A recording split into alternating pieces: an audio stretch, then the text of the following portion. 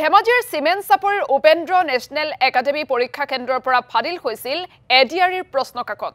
Upendra national একাডেমীৰ পৰীক্ষা কেন্দ্ৰত সেবাৰ ফটোগ্ৰাফাৰ হিচাপে নিয়োজিত মংগল সিং বসুমতাৰীয়ে তুলিছিল প্ৰশ্ন কাকতৰ ফটো। ২ নং মোহনপুৰ প্ৰাথমিক বিদ্যালয়ৰ শিক্ষক মংগল সিং বসুমতাৰী সহ ৩ জনক ইতিমধ্যে আৰক্ষীয়ে আটক কৰিছে। প্ৰশ্ন কাকত ফাদিল সন্দৰ্ভত চৰ্চা হোৱাৰ পিছতে সোমবাৰে নিশাই ধেমাজিৰ জিলা আয়ুক্ত কাৰ্যালয়লৈ মাতি পঠোৱা হ'ল উপেন্দ্ৰ নেশনেল একাডেমীৰ অধ্যক্ষকো। আৰু সোধাপোছাৰ অন্তত অধ্যক্ষ বিমল মুছাহাৰীকো আটক কৰে আৰক্ষীয়ে। আনহাতে আটক কৰা তৃতীয়জন ব্যক্তি হ'ল ৰৈমালু বড়ো। এই ৰৈমালু বড়োৰ মোবাইলৰ পৰাই ভাইৰেল হৈছিল এডিআৰিৰ প্ৰশ্ন কাকত। ইতিমধ্যে ঘটনাত ব্যৱহৃত মোবাইলটোৰ লগতে আন সামগ্ৰী আৰক্ষীয়ে জব্দ কৰিছে। আমি পুনৰবাৰ জনাইছো এডিআৰিৰ পৰীক্ষা সন্দৰ্ভত এডিআৰিৰ পৰীক্ষা প্ৰশ্ন কাকত ফাদিল হোৱা বুলি যেহেতু শেহতীয়াকৈ চৰ্চা চলিছে, অভিযোগ উত্থাপন হৈছে। আৰু এই সন্দৰ্ভত আমি আপোনালোকক খবৰ জনাইছো ধেমাজিৰ সিমেন্ট চাপৰিৰ উপেন্দ্ৰ নেশনেল একাডেমী পৰীক্ষা কেন্দ্ৰৰ পৰা ফাদিল হৈছিল এডিআৰিৰ প্ৰশ্ন কাকত। উপেন্দ্ৰ নেশনেল একাডেমীৰ পৰীক্ষা কেন্দ্ৰত সেবাৰ ফটোগ্ৰাফাৰ হিচাপে নিয়োজিত মংগল সিং বসুমতাৰীয়ে তুলিছিল প্ৰশ্ন কাকতৰ ফটো। ২ নং মোহনপুৰ প্ৰাথমিক বিদ্যালয়ৰ শিক্ষক মংগল সিং বসুমতাৰী সহ ৩ জনক ইতিমধ্যে আৰক্ষীয়ে আটক কৰিছে। প্ৰশ্ন কাকত ফাদিল সন্দৰ্ভত চৰ্চা হোৱাৰ পিছতে সোমবাৰে নিশাই ধেমাজিৰ জিলা আয়ুক্ত কাৰ্যালয়লৈ মাতি পঠোৱা হৈছিল উপেন্দ্ৰ নেশনেল একাডেমীৰ অধ্যক্ষকো। আৰু সোধাপোছাৰ অন্তত অধ্যক্ষ বিমল মুছাহাৰীকো আৰক্ষীয়ে আটক কৰে। এফালে আটক কৰা হয় তৃতীয়জন ব্যক্তি ৰৈমালু বড়োক। এই ৰৈমালু বড়োৰ মোবাইলৰ পৰাই ভাইৰেল হৈছিল এডিআৰিৰ প্ৰশ্ন কাকত। ইতিমধ্যে ঘটনাত ব্যৱহৃত মোবাইলটোৰ লগতে আন সামগ্ৰী আৰক্ষীয়ে জব্দ কৰিছে। আজি আমি গম পাইছোঁ যে ছ'চিয়েল মিডিয়া বা নিউজত এনেকুৱা কুৱেশ্যন বুকলেট এখন চাৰ্কুলেট হৈ আছে। আৰু আমি এইটো কনফাৰ্ম কৰিলোঁ যে এইটো উপেন্দ্ৰ নেশ্যনেল একাডেমী সিমেন্ট চাপৰিৰ যিখন চেণ্টাৰ তাত ইছ্যু হোৱা কুৱেশ্যন বুকলেট। কিন্তু আমি যিটো ইনিচিয়েল পুলিচ ইনভেষ্টিগেশ্যন তাৰ পৰা আমি এইটো কনফাৰ্ম হৈছোঁ আৰু ফাৰ্ডাৰ ডিটেইল ইনভেষ্টিগেশ্যন চলি আছে। ইতিমধ্যে কেছ ৰেজিষ্টাৰ হৈছে ইনস্পেক্টৰ স্কুলছৰ ফালৰ পৰা।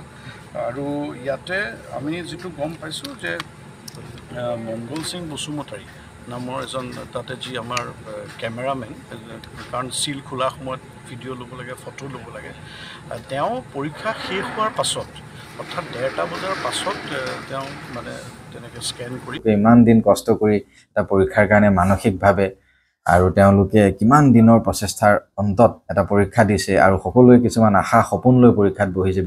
অসমৰ বিভিন্ন প্ৰান্তৰ ছাত্ৰ ছাত্ৰী, কোনোবা নগাঁৱৰ ছাত্ৰ ছাত্ৰী পৰীক্ষাৰ্থী গৈ গুৱাহাটীত পৰীক্ষা দিছে, ধেমাজিৰ ছাত্ৰ ছাত্ৰী আহি যোৰহাটত দিছে, তেনেকৈ ধুবুৰীৰ পৰা কোকৰাঝাৰ, বঙাইগাঁও, এনেকৈ বিভিন্ন প্ৰান্তত।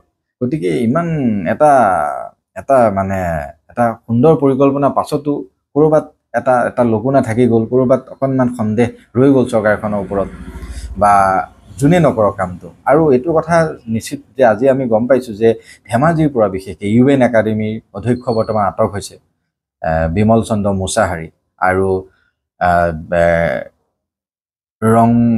ৰংমল বড়ো নামৰ এজন ব্যক্তি আটক হৈছে। তাৰপিছত মংগল সিং মুছাহাৰী, সেই কেমেৰামেনজন UN একাডেমীৰ। গতিকে তেওঁ কাষৰ এখন স্কুলত তেওঁ চাকৰি কৰে, তেওঁক কেমেৰা নিযুক্ত কৰিছিলে। আৰু এই কেমেৰা মাৰি থাকোঁতে 96 পৃষ্ঠাজোৰা এখন প্ৰশ্ন কাকত, যিহেতু সেই সময়ত সেই বিশেষ পৰীক্ষা কেন্দ্ৰটোত মানে কোনো ধৰণৰ নেটৱৰ্ক নাছিলে, কেৱল স্কুলৰ নিজা নেটৱৰ্ক আছিলে, তাকো সেইটো চলাব নোৱাৰিব, কেৱল এজন ব্যক্তিৰ তত্বাৱধানত এটা মোবাইল ফোনত নেটৱৰ্ক চলি থাকিব। আৰু সেই মোবাইল ফোনত হোৱাটছআপ যোগেদি পাছৱৰ্ড দিব। ঠিক আছে, এতিয়া পাছৱৰ্ডটো কোনে পালে আচলতে? আৰু পাছৱৰ্ডটো যদিও পোৱা নাছিলে, কোনোবা শীৰ্ষ মহলৰ ব্যক্তিক ফোনযোগে পাছৱৰ্ডটো দিছিল। আৰু পাছৱৰ্ডটো দিয়াৰ পাছত যেতিয়া তলাটো খুলিছিলে, ছাপ'জ তলাটো খোলোতে কেমেৰাটো যিহেতু এক নিৰ্দিষ্ট দূৰত্বৰ পৰা কেমেৰা মাৰিব লাগিব, তেওঁ ইমান ওচৰৰ পৰা গৈ ঝুম কৰি হওক বা কেম স্কেনাৰ লগাই 96 পৃষ্ঠাজোৰা এখনকৈ, আৰু তাতে নেল পলিচ লগোৱা এটা হাতৰ আঙুলিৰ চিন আছে। গতিকে তাতে বহু বস্তু সন্দেহ কৰিব পাৰি যে কোনোবা মহিলাও তাত জড়িত আছে নি পৰীক্ষা কেন্দ্ৰটোত। কাৰণ 96 পৃষ্ঠাজোৰা প্ৰশ্ন কাকতখন বাৰে বাৰে ওলটাই দিয়ে। আৰু প্ৰশ্ন কাকতৰ প্ৰতিটো প্ৰশ্ন মিলিছে যে আহোমৰ শেষ ৰাজধানী অলকানন্দা গীতটো শংকুৰাজ কোঁৱৰে গোৱা অলকানন্দা গীতটোৰ গীতিকাৰ কোন, ৰাষ্ট্ৰপতি কোনে শপত পাঠ কৰায়, শংকৰদেৱৰ বুঢ়ী আইৰ নাম কি, বুঢ়ী মাকৰ নাম কি, এনেকুৱা বিভিন্ন প্ৰশ্ন মই স্ক্ৰীনশ্বট পাইছোঁ 96 পৃষ্ঠা জোৰা এখন প্ৰশ্ন এটা কেমেৰামেনে ইমান দূৰৰ পৰা ইমান নিখুঁতভাৱে কেতিয়াও কৰিব নোৱাৰে। গতিকে তাতে সেই বিশেষ আঙুলিটো কোনোবা মহিলা জড়িত আছে বুলি এটা সন্দেহ থাকি যায়। আৰু তাৰ উপৰি আটাইতকৈ ইণ্টাৰেষ্টিং কথা তেওঁ যে কেমেৰা মাৰিব পাৰিলে যে তেতিয়া পাছৱৰ্ডটো লৈ পেলাই যেতিয়া তলাটো খোলা হৈছিলে ট্ৰাংকটোৰ তেওঁক কোনোবাই সহায় কৰি দিছিলে আৰু ব্যক্তি ইয়াতে জড়িত হৈ থাকিব। আৰু প্ৰায় ধেমাজিৰ সেই অঞ্চলটোত মই এইটো নকওঁ যে ধেমাজিৰ বাৰে বাৰে মেট্ৰিকেই হওক বা বেলেগ পৰীক্ষা হওক ধেমাজিৰ নামটো আহে, তে সেই এৰিয়াটোতে গৈ চিমেণ্ট চাপৰি এটা গ্ৰুপত ভাইৰেল হৈছিলে লালুং গাঁও এখনত, লালুংকুজা গাঁওখনত চিমেণ্ট চাপৰি এটা হোৱাটছআপ গ্ৰুপত। এতিয়া সকলো বস্তুবিলাকত মই ভাবোঁ এটা ফৰেনচিকত যাওক সেই PDF ফাইলটো।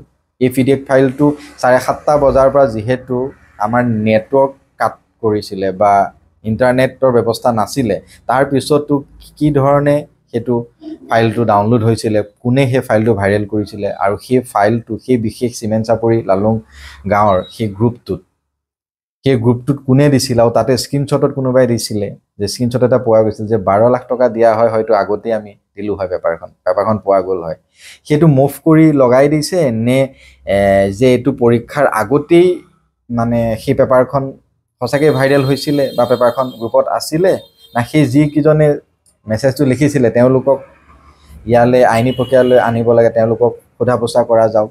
এতিয়া যদি কোনোবাই মুভ কৰি পেলাই টাইমটো আগত দি পেলাই যদি তেনেকুৱা ধৰণে বিশেষভাৱে বিভ্ৰান্তি সৃষ্টি কৰি বিচাৰিছে চৰকাৰখনৰ ওপৰত বা চৰকাৰখনৰ এই পদক্ষেপৰ ওপৰত অসমৰ ৰাইজক সমস্ত পৰিৱেশটো বিনষ্ট কৰিব বিচাৰিছে, সেইটো এটা প্ৰশ্ন, তেওঁলোকেও শাস্তি পাব লাগে।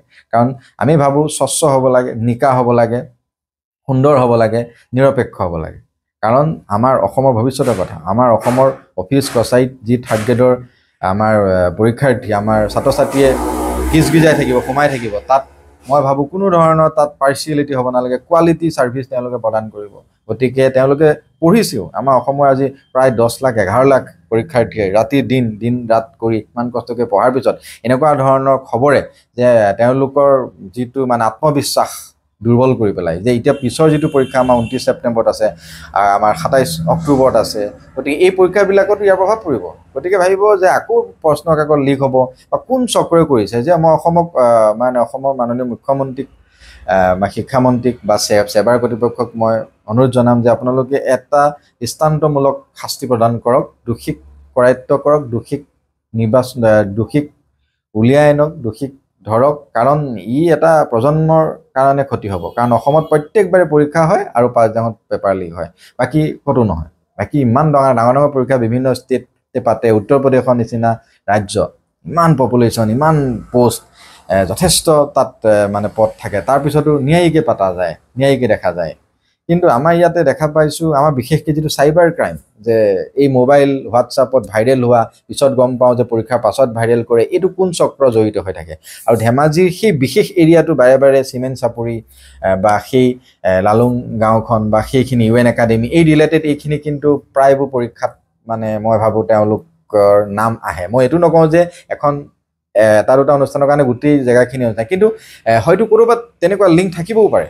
গতিকে মই এইখিনিতে বিশেষভাৱে শিক্ষামন্ত্ৰী ডাঙৰীয়াক মই অনুৰোধ জনাম যে যিহেতু সেই এৰিয়াটোত আপুনিও অকণমান গুৰুত্ব দিয়ক, আমাৰ অসমৰ ছাত্ৰ ছাত্ৰীৰ মানে সুবিধাৰ কাৰণে, ছাত্ৰ ছাত্ৰীৰ মানে কষ্টৰ ওপৰত লক্ষ্য কৰি তেওঁলোকৰ মনোবল আত্মবিশ্বাস যাতে ভাঙি নাযায়।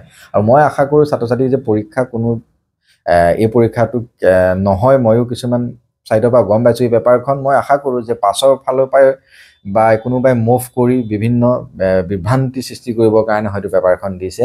পেপাৰখনৰ কোনো যুক্তিযুক্ততা থাকিব নালাগে, আৰু তোমালোকেও কোনো ধৰণৰ মন বেয়া কৰিব নালাগে, আৰু আত্মবিশ্বাস ৰাখা, পাছৰ পৰৱৰ্তী যিখিনি আমাৰ পৰীক্ষা হ'ব ধুনীয়াকৈ পৰীক্ষা দি যোৱা, নিজৰ কামটো কৰি যোৱা, তাৰপিছত কিবা এটাতো হ'ব। আৰু নিজৰ আত্মবিশ্বাস ৰাখি পঢ়ি যোৱা, প্ৰস্তুতি চলাই যোৱা। ইয়াত চৰকাৰ আছে তোমালোকৰ লগত আৰু আমাৰ লগত, গতিকে চৰকাৰে দোষীক উলিয়াব আৰু ইয়াৰ এটা উচিত